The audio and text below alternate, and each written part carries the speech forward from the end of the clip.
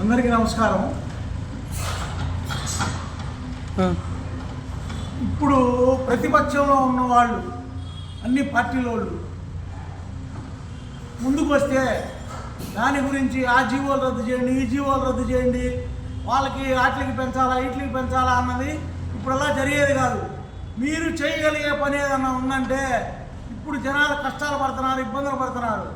Gas ఉంది, ఆ gas ఎంత అయితే వాళ్ళు డెలివరీ తీసుకుంటున్నారో, ఎంతమందికి డెలివరీ ఇస్తున్నారో ఒక్కసారి మీరు వెళ్ళి అక్కడికి వెళ్ళి జనాలకు ఇబ్బంది లేకుండా బ్లాక్లో కొనుక్కుంటున్నారు ప్రతి ఒక్కళ్ళు.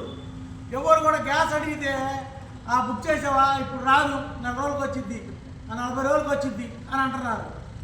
ఒక్కటి ఎవరైనా కానీ ప్రతిపక్షం వాళ్ళు స్పందిస్తే అధికార పక్షం వాళ్ళు స్పందిస్తారు.